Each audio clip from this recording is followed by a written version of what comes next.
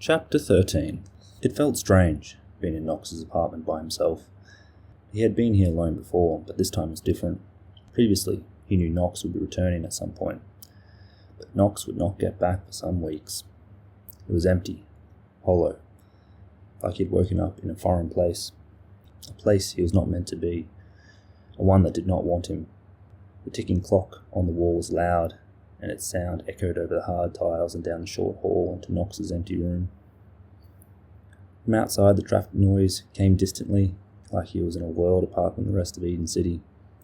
The faint hum of air conditioning and the rattle of elevators were like a hazy dream he could barely remember. It felt this way when he returned here last night after meeting Clara, but he had been too tired to notice the void. Now that he was awake and standing in the middle of the room, he noticed it keenly. The feeling was not that foreign to him, though, having experienced the same thing when both his mother and sister had died. It was loneliness. The feeling of standing in an empty room right after the place had been bustling with friends and family. The world seemed heavy on his shoulders and mind, and the thought of staying here in Knox's apartment could not be endured. Having a quick shower, Steele dressed and left the unit swiftly, taking to the streets of Eden, where the rain was falling with intent. Stopping under the alcove of the building entrance, he looked at the uninviting weather. The rain was falling in waves, and the gutters were clogged, but despite the deluge, the people still hurried about their seemingly important business, skipping between shelters if they did not have umbrellas and jumping the puddles as best they could. The traffic was extra busy, and nearly all the cars were shining their headlights, causing the falling rain to shimmer. The colourful advertisements and holographics sparkled in the rain as well, and he even spied a few determined street vendors setting up their stalls under the cover that the many buildings had across the sidewalks. Making no move from the cover of the entrance, Steele looked up and down the road. Of course, the first thing he thought to do once he had woke that morning was to visit Knox at hospital, but he decided that there was little point. Reeves would have let him know if Knox had woken from his induced coma yet, and his phone showed no new messages. No doubt the old detective had officers stationed right outside Knox's room as well. There was little point in going and sitting beside his friend's bed. Knox was stable and would recover, he was confident of that, and sitting beside his bed would make no difference. But then again, it was either sitting around there thinking and not doing anything, or standing around here thinking and not doing anything. Steele still made no move, continuing to ponder. He thought that stepping among the crowds would deter from the loneliness of Knox's apartment, but it only made things more acute. The movement and activity of everyone around him gave the illusion of company, but it also succeeded in making it very obvious that he was not part of the crowd. He was alienated, a man apart from the rest of the city. With a sigh, he leaned against one of the support pillars of the entranceway, his eyes glazing over as he continued to stare off along the road, still wondering if he should go out to the hospital or not. There was still some important things he needed to do before the night of the arms deal, but at the moment he did not have any motivation, nor did he particularly feel like walking through the rain without an umbrella. His thoughts continued to go in circles, increasing his irritation to the point he growled softly and was about to hail a taxi so he could go to Knox's hospital bed. But the sight of a limousine turning from the traffic and parking in a small bay before the entrance, almost right in front of Steele, arrested his attention. It immediately struck him as odd, for the residents of this building were not the type to travel about in such luxury vehicles, nor were they the type to hire one on impulse. The windows of the limousine were heavily tinted, and its pearl-white paint looked to be kept in perfect condition. The car's chrome rims sparkled with water, and from the back passenger door outstepped a well-dressed woman. The cover from the building entrance provided enough shelter from the rain so the lady did not need an umbrella or coat as she stepped from the car, adjusting the skirt of her tight dress before striding for the entrance. The high heels of her shoes clacked loudly on the hard pavement, and her long legs took her swiftly towards the sliding doors of the building. The woman's dark eyes met with Steele's, and she stopped and came towards him instead. "You are Reinhardt Steele, yes?" she asked as she moved, standing in front of him, the low cut of her dress clearly displaying her ample cleavage and delicate silver chain around her neck. "I am," he replied slowly, his eyes narrowing slightly as he regarded the woman. "My name's Tiffany," she smiled and extended her hand in greeting. "I've come to collect you." "Collect me?" Steele asked, still suspicious as he shook the woman's hand.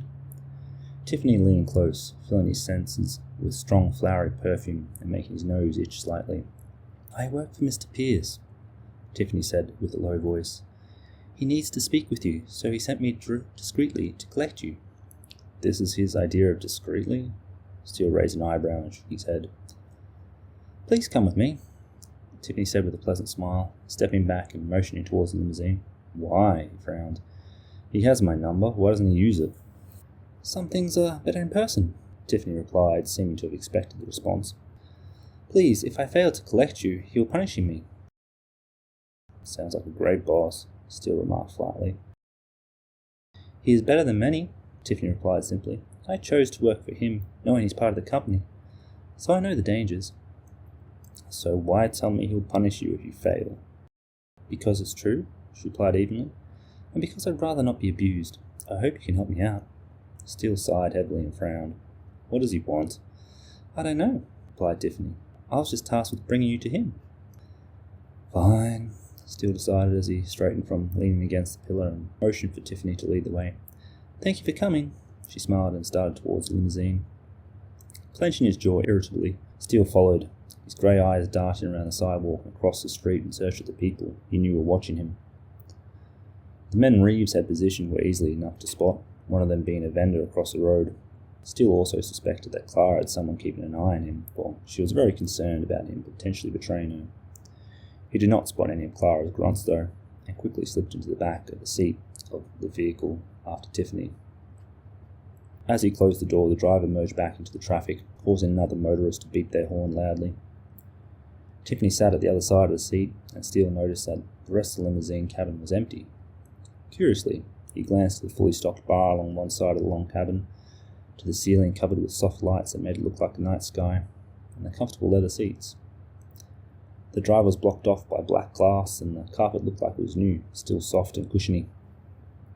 It was almost like Jimmy was trying to make an impression on him, for the previous vehicles of Jimmy was nowhere near as plush as this one was. Sure, the previous car he had sat in belonged to the company associate was fancy, but this limousine was at a completely different level. Would you like a drink, Mr. Steele? Tiffany asked politely as she slipped over to the seats opposite the small bar. No, he replied, and call me Steele.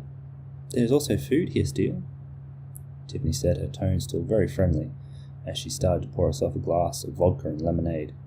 No, thank you, he replied, his eyes narrowing slightly as he watched the woman pour a drink of half vodka and half lemonade. His suspicions increased as he began to realize why Jimmy had sent this car and woman to collect him. Jimmy is at his Mount Regan Gentlemen's Club, Tiffany explained, sipping her drink as she twisted in her seat to face him suggestively. It's a fair while, especially in this traffic. Perhaps we could make the journey more enjoyable for the both of us. As she spoke, Tiffany ran her fingers gently across her bare collarbone and down her cleavage to make an obvious invitation. Steele smiled and turned his attention out the window, his suspicions confirmed. Perhaps we could, Steele agreed, his eyes still watching the city pass by the window. In which case you can stop working and relax. Working? Tiffany asked, drawing his eye as he noticed she seemed a little flustered for the first time. No, You can tell Jimmy whatever you like, Steele interrupted, guessing the motives behind Tiffany's hesitance. The woman did not reply, and the silence in the cabin became rather awkward, making Steele wonder if he had indeed guessed correctly. Well, that's a relief, Tiffany finally said, letting out a sigh. No longer interested in her drink, she tipped it down the small sink and put the glass back before kicking off her heels and letting her black hair down. Steele hid his smile as the woman's attitude changed almost completely, and she adjusted her position in the seat to be more comfortable. Wait, Tiffany said as the thought came to her. Is it me you don't like, or do you prefer men or something? No, it's not that. Steele shook his head and laughed slightly. You're very attractive, but I'm thinking about other things at the moment. But I can tell Jimmy we had sex, right? Tiffany asked, her concern obvious. Tell him whatever you want. That's a relief, she sighed again. Jimmy gets angry when we don't do what he wants.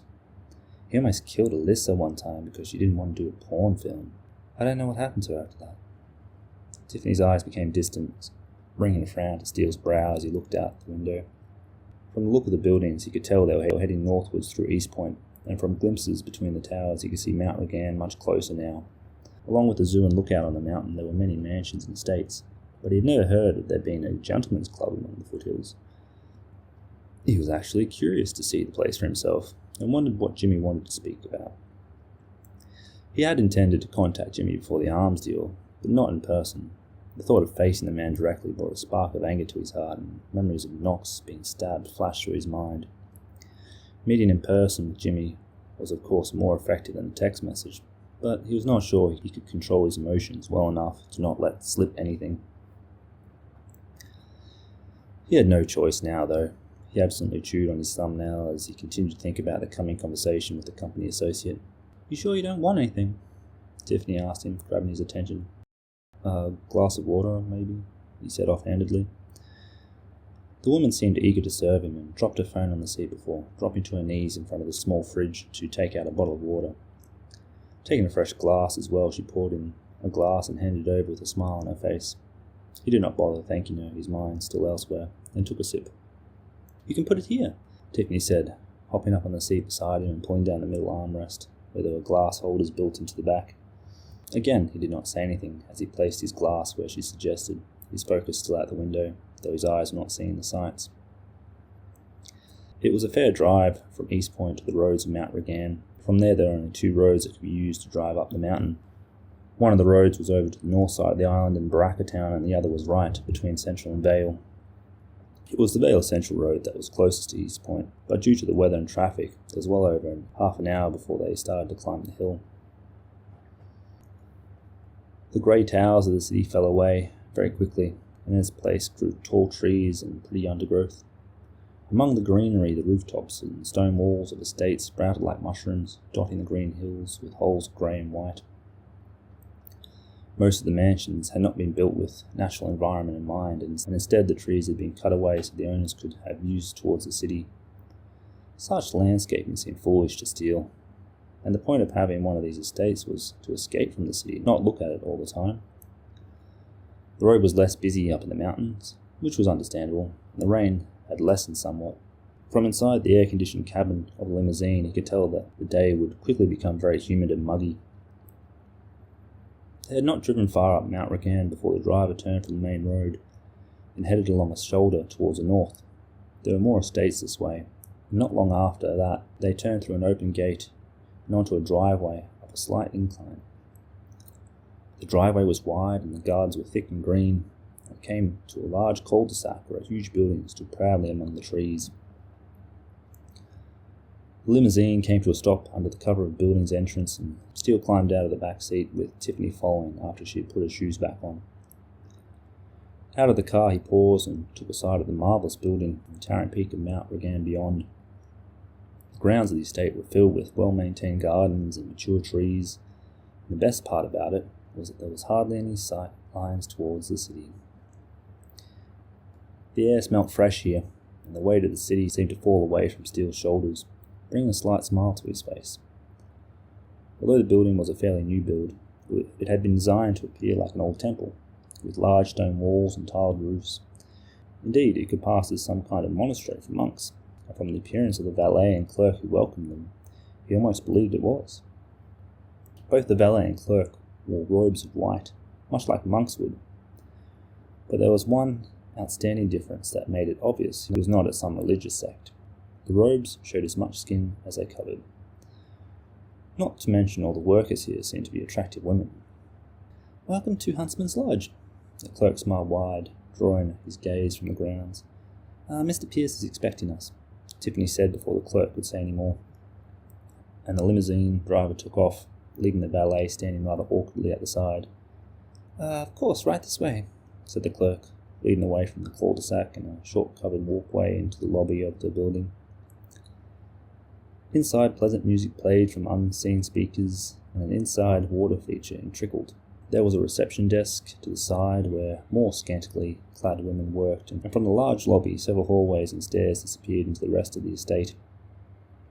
On the walls were grand paintings of battles and heroes, and beside the water feature, several comfortable seats were positioned. In one of the seats was an elderly man wearing a very expensive suit, but he stood as one of the women came and took him by the arm down the hall. "The Huntsman's Lodge is the best gentleman's club in all of Eden," the clerk said as she led the way through the lobby. "There's everything a discerning gentleman needs here. Mr. Pierce is currently in the lounge. This way, please." foreman showed him and Tiffany along a wide corridor where more grand paintings were hanging on the wall, alongside trophies of decapitated animals. The corridor passed by a few closed doors before heading into a covered walkway and stairs that wound through the gardens to another marvellous-looking building. Through these doors the decor was similar, but instead of a lobby space it was several large rooms filled with seats where people could sit and have a drink whilst reading or working on their laptops. Steele noticed a bar to the side as he entered, and through a short hall he spotted a few men playing billiards. The place was quiet though, with gentle music playing softly from the eaves, and although that many of the seats were occupied, there was very little talking between the guests. The rooms were spread over a few levels, and the clerk showed them to a quiet corner that looked out over the grounds and offered a view towards the casinos of Vale. There, in one of the seats, was Jimmy, smoking a cigar as he read the newspaper. "Mr. Pierce," the clerk greeted quietly as Jimmy noticed their approach. "Your guests." "Thanks," Jimmy said, holding his cigar in his mouth. "You girls leave us. Steele, come, have a seat." Both Tiffany and the clerk followed his command, quickly leaving Steele to regard Jimmy suspiciously as he sat in the chair opposite the man. He could see Knox being stabbed by Frankie in his mind, and how Jimmy had done nothing to prevent it, perhaps even facilitated the attack. Steele had to consciously stop his fist from balling and make himself breathe more deeply to relax. "Do you even know what covert means, Jimmy?" Steele asked, his anger rising a little bit as he watched the man puff on his cigar and fold his newspaper. "Clara is suspicious enough, and no doubt has people watching me." "We needed to have a conversation," Jimmy said seriously, tapping the ash from his cigar into a tray on the table beside his armchair. "A phone call or text would not suffice." "Did you enjoy the drive over? Tiffany knows how to please a man, doesn't she?" "I'm confused," Steele frowned, ignoring the question. "First you blackmail me into working with you, and then you shoot me and threaten to kill me and Knox. You almost succeeded with Knox, but now you're trying to be nice? Why?" Jimmy took a long drag of his cigar and blew the smoke off to the air, as if pondering the next words carefully, trying to stop himself from snapping angrily. "I think you and I got off on the wrong foot," Jimmy began, causing Steele to scoff. "Oh, you think?" "We did," the overweight man corrected himself. "I can see now that you're not the type to be swayed by threats or blackmail. So all this, the gift on the drive over, is a way of me apologizing." "What?" Steele frowned. "Frankie is a moron. Always has been," Jimmy continued, his tone still very controlled. "Addicted to coke and other drugs, short-tempered, and he's not the brightest. A terrible combination. I feel bad about what happened to Knox. Honestly, I do. I hope he recovers, just like I hope we can start afresh, you and I." Steele did not reply, his eyes narrowing as he crossed his arms. His initial surprise had worn off quickly, and now he wondered what new game Jimmy was playing. The more he thought about it, though, the more he could see that it was just another way to try and win his allegiance. Threats and blackmail had not worked, but instead of just eliminating him, Jimmy was trying again, because he could see Steele's value. "Did you hear?" Jimmy continued, his tone lightening. "Frankie was convicted and will be spending a good many years in prison, even without a statement from Knox. Hopefully he'll do him some good. You know, I can't say I'm not relieved to have him gone. Always a handful, that one. I still remember the day he came crying to me that he got into a fight at school and lost, suffering a broken arm. That was thanks to you, I hear. Anyway, he wanted me to chop off both your arms because of it, the little idiot." Steele was not impressed, remaining silent as he continued to regard Jimmy suspiciously. Again, Jimmy took a long drag as he regarded Steele seriously. Although the man was trying to ease the tension, he was doing a poor job, and his attempts to make some kind of apology for a previous action was failing. "Come on," Jimmy said suddenly, getting to his feet, his cigar in his mouth. "All this hostility between us is foolish. Let me show you around my club. I own it, you know. The best one I've ever built. Nothing's off limits here for the right price. The perfect gentleman's club." Steele got to his feet slowly, and Jimmy led the way back to his lounges. "You love it here, I know." Jimmy smiled, becoming more at ease. "Plus, there's also someone here I think you should meet. Benedict van Demont, the bold member in charge of the East Point. A flicker of unease mixed with a good deal of intrigue filled Steele's heart as he followed Jimmy through the rooms, making for a different doorway from the one he had entered through. Steele could not help but wonder as to why Jimmy had really invited him here. Surely this poorly veiled attempt at an apology was not actually genuine. Certainly Jimmy seemed more at ease without Frankie around, but did he really think that Steele would forget about what happened between them? Perhaps there was more to his meeting with Benedict than he first thought, and more happening in East Point than he first surmised.